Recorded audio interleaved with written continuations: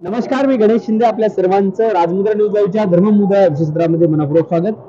आज आपल्याला धर्ममुद्रा विशेष सत्रामध्ये दक्षिण भारतातील सर्वात मोठी यात्रा असणाऱ्या खंडेरायाच्या मंदिराचे मुख्य पुजारी दीपक आणि आपल्यासोबत दीपक जहागीरदार सर देखील आहेत. सर, आपण पाहता की देशामधील सर्वात मोठी यात्रा म्हणून माळेगावला ओळखलं जातं आणि तुम्ही मंदिरामध्ये राहता, कंटिन्यू डेली जाता.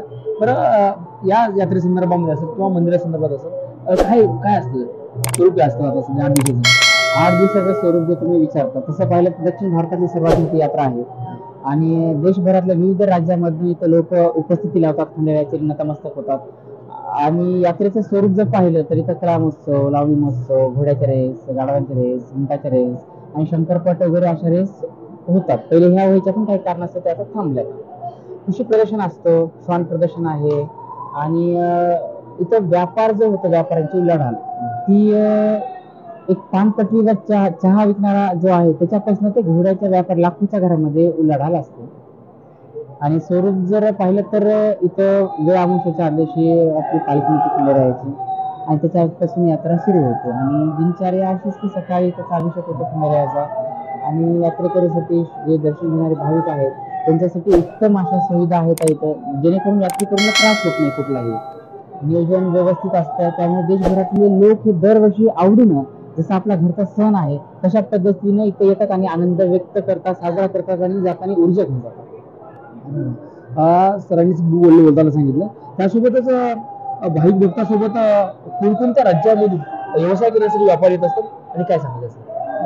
तसं पाहिलं तर आता तुम्ही जसं म्हणलं की देशभरातून येतात, राजस्थानमधून येतात, कर्नाटकातून येतात, आपल्या इकडे ब्लँकेट वगैरे असतात ना, स्वेटर वगैरे, ते नेपाळच्या साईडनं असे लोक येतात, नेपाळचे जे लोक आहेत ते येतात.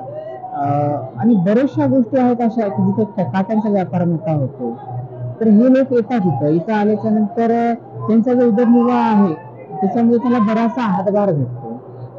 अशा पद्धतीने ते येतात.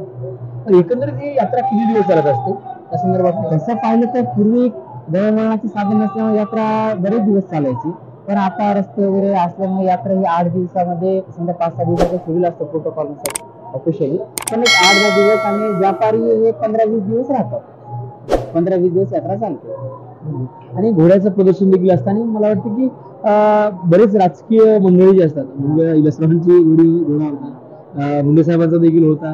त्यासोबत आज आम्ही पाहिलं की बऱ्याच राजकीय लोकांचे प्रत्येक घोड्याला लिहितो. त्याचं नेमकं कारण काय असतं, काय सांगा?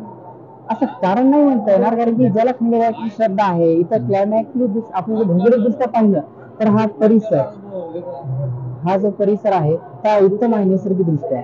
आणि पॉलिटिशियन असं नाही, ते श्रद्धाळू आहे सर्वप्रथम आणि नंतर पॉलिटिशियन आहे, त्यांची एक आस्था आहे. जशी तुम्ही जसं पॉलिटिशियनचे नाव घेतले, त्यांना खंडेरायाबद्दल श्रद्धा आहे, आस्था आहे. आणि घोड्यांचं म्हणलं तर आता शौकीन असतात घोड्याचे. आणि इथं विशेष म्हणजे व्यापार मोठा भरतो ना घोड्यांचा, तर त्यामुळे ते सगळे घोडे येतात. आणि ही यात्रा म्हणजे आपण जसं घरी रिलॅक्स करतो तसे सगळे जण येऊन ते रिलॅक्स होतात एकदम असं. त्यासाठी एक असा विषय आहे त्यातला, आपण असं म्हणू शकतो. बरं, महाराज, आपण इथं पाहिलं मंदिरामध्ये लाखोच्या वर गर्दी असते, खूप मोठे भाविक भक्त देखील येत असतात आणि मंदिरांचं मला वाटतं की त्यांच्या उपाशीपोटी जाऊ नये यासाठी देखील नियोजन केलं. त्या संदर्भात हा, तसं पाहिलं तर रोज लाखोच्या घरात दर्शन असतं, कारण की सकाळी 6 वाजता दर्शनाची लाईन सुरू होतो, ते दुसऱ्या दिवशी 4ला संपतो. आणि आपण जे जेवणाचा विषय आहे प्रसादाचा, तर ते कंटिन्यू असतो. जोपर्यंत यात्रा आहे तोपर्यंत सकाळी 8-9 वाजता प्रसाद सुरू होतो, ते संध्याकाळी 10 पर्यंत प्रसाद असतो. म्हणजे जितकेही आपले भाविक भक्त येतात, यात्रेकरू येतात, त्यांच्यासाठी व्यवस्था आहे, राहण्यासाठी लॉजिंगची व्यवस्था आहे. आणि ह्या पद्धतीने व्यवस्था आम्ही करतो. जे काही कमी असतील तर यात्रेकरूंनी काही सजेस्ट केलं आणि त्याच्यावर लगेच ऍक्शन घेतो. ह्या पद्धतीने करतो आम्ही. त्यासोबतच महाराज, आपण पाहिलं की माळेगाव म्हटलं की व्यावसायिकांना तर चांगलंच आहे. म्हणजे इथं कितीपर्यंत उलाढाल होत असेल आणि काय करत? हा, व्यावसायिक दृष्ट्या पाहिलं तर यात्रा मजबूत स्थितीमध्ये आहे, कारण की इथं आपण आता मोठा व्यापार म्हटलं तर घोड्यांचा व्यापार होतो आणि त्याच्यामध्ये कोठ्यावधीच्या घरातही त्यांचे रेट जातात. पण त्या व्यतिरिक्त जे श्वान आहेत ते लाखोच्या घरात असतात.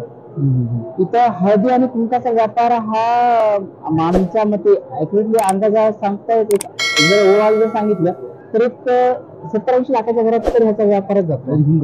हळदी कुंकाचा व्यापार जातो, प्रसादाचा आहे, आपल्या काट्या असतात त्याचा व्यापार मोठा आहे. विशेष अजून म्हणजे ते घोंगडी जे आहेत, त्या कर्नाटकी घोंगडी जे आहेत, तिकडले लोक जे आहेत त्यांची खूप मोठी उलाढाल होते इथं. अशा पद्धतीने उलाढालीमध्ये यात्रेमध्ये सर्व म्हणजे जे कुठे भेटत नाही ते माळेगाव यात्रेमध्ये भेटतं, असं पूर्वी कसं सांगायचं.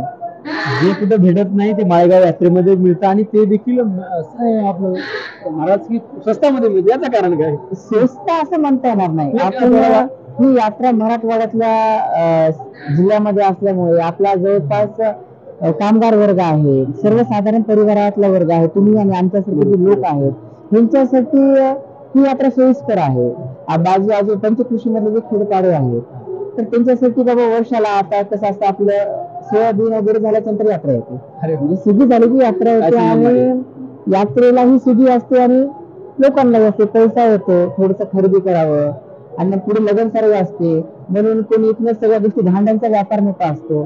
तर या सगळ्या गोष्टी इथं होत असतात. त्यामुळे यात्रेला एक असं भव्य स्वरूप आहे जे शब्दात व्यक्त करता येणार नाही. तसं सांगायला गेलं तर खूप वेळ लागेल.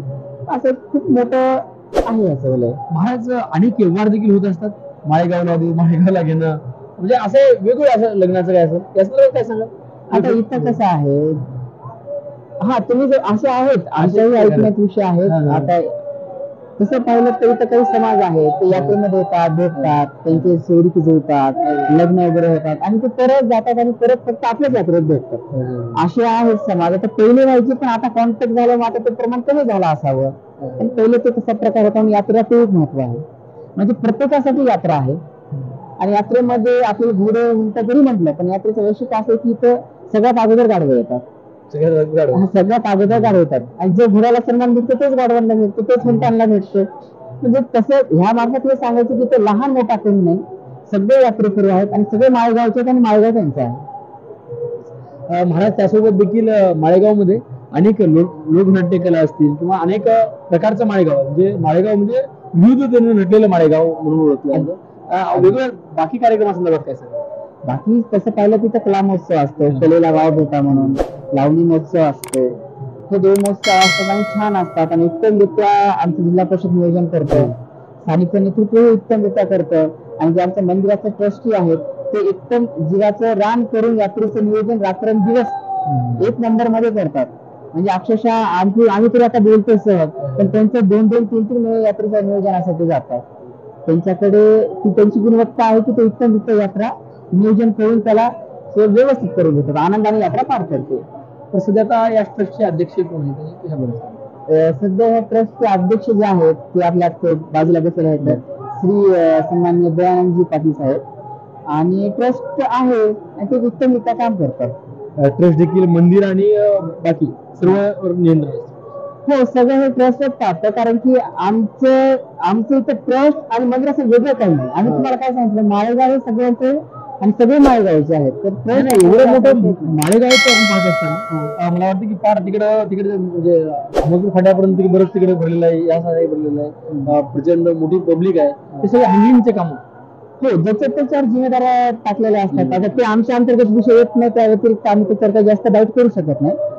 ते जिल्हा परिषद अंतर्गत विषय येतात, ते उत्तमरित्या तुम्हाला बोलू शकतात. आम्ही फक्त मंदिरासंदर्भात. महाराज आपण खंडेरायांच्या बाबतीमध्ये काही आख्यायिका ऐकली त्याच. हा, आता आख्यायिका असं आहे की नोंदी काढायला गेलं तर आपल्याला वेळ लागेल, पण आख्यायिका अशी आहे की जे इथं व्यापारी जात होते, तांदळाचे व्यापारी होते आणि त्यांनी मुक्काम केला आणि त्यांच्या पोत्यामध्ये दुसऱ्या दिवशी ते जड होत होतं पोतं. उघडून पाहिल्याच्या नंतर तिथे पिंड वगैरे सापडली, जे आपण म्हणतो महादेवाची पिंडी सापडली, तर ती उचलत नव्हती. मग त्यांना परत दृष्टांत झाला वगैरे असं आख्यायिका आहे. आणि मग ती परत तिथेही म्हणजे स्वयंभू मूर्ती आहे खंडोबाची आणि 12 खंडोबामध्ये हे खंडोबा आहे जे आपण 12 खंडोबे करतो, त्याच्यामध्ये हे खंडोबाचं महत्वाचं आहे आणि विशेष म्हणजे जागृत देवस्थान आहे. इथं काही मागावा आहे तो खाली हात कधीच गेला नाही असा विषय आहे. एखादी गोष्ट मागावी खंडेरायांना आणि ती खाली हात जाणार नाही महाराज देखील म्हणतात आणि त्यासाठी जेवढे प्रचंड म्हणजे देशभरातून देखील भाविक भक्त येत असतात, मागत असतात. तर म्हणूनच आता तुम्ही सर्व भक्तांना आणि सर्वांनाच यात्रेकरूंना तुमच्या माध्यमातून आमच्या चॅनलच्या माध्यमातून काय आव्हान करतो, काय सांगा. विषय असा आहे की आव्हान नाही करणार, उलट आम्ही एवढं म्हणत त्यांना की राजमुद्रा हे अशा उत्तम आपण चॅनल जे आहे आपलं त्याच्या माध्यमातून आम्ही एवढंच सांगू की तुम्ही एका वेळी 4 मित्र घेऊन येतात, पुढच्या वेळेस अजून 4 घेऊन या, जेणेकरून यात्रेमध्ये व्यापार वाढेल आणि त्यांनाही आनंद घेता येईल. त्याच्यामुळे पूर्ण यात्रा ही सगळ्याच आहे. तसं परभणी जिल्हा जिथून तुम्ही आलात, एवढं 80 किलोमीटर लांब आला, तिथून तुमच्या परभणी जिल्ह्यातून जवळपास खूप लोकसंख्येने लोक इथं दर्शनाला येतात. आणि माळेगाव असा स्पॉट आहे की नांदेड लातूर परभणी जिल्ह्याच्या बाउंड्रीवरती आहे. त्याच्या यात्रेला येतात लोकांनी, सगळ्यांनी यात्रेला यावं अशी आमची तुमच्या मार्फत आव्हान आहे. यावं, आल्याच्यानंतर तुला ते चैतन्य घेऊन जावं, आनंद घेऊन जावं. आणि इथं आल्याच्यानंतर तुम्ही एक सांगा, कोणालाही विचारणार तर ते म्हणणार की आपल्या माळेगावच्या यात्रेला जायचं. आपण जसं म्हणजे आता दीपावली येणार आहे, तसं ते वर्षाला सणासारखं माळेगाव सणासारखं माळेगाव आहे आणि सगळ्यांसाठी घर आहे माळेगाव, असं आहे. नक्कीच धन्यवाद सर. आपण आताच धर्ममुद्रा क्षेत्रामध्ये दीपक महाराजांची सविस्तर बातचीत केली. आपले देखील काही प्रश्न असतील तर तुम्ही कॉमेंट बॉक्समध्ये विचारू शकता. महाराजांनी सर्वांनाच आवाहन केलं की दरवर्षी आम्ही देखील पुढच्या वर्षी देखील आम्ही येऊ, सरांशी सविस्तर एक मुलाखत घेऊ. तुमचे जर काही प्रश्न असतील तुम्ही कॉमेंट बॉक्समध्ये विचारा, आम्ही नक्कीच सरांकडे धन्यवाद. धन्यवाद. थँक्यू. मनोरंजनाचं प्रबोधन, करमणुकीचं उद्बोधन, बातमी अचूक, माहिती बिनचूक. पाहत रहा राजमुद्रा न्यूज लाईव्ह.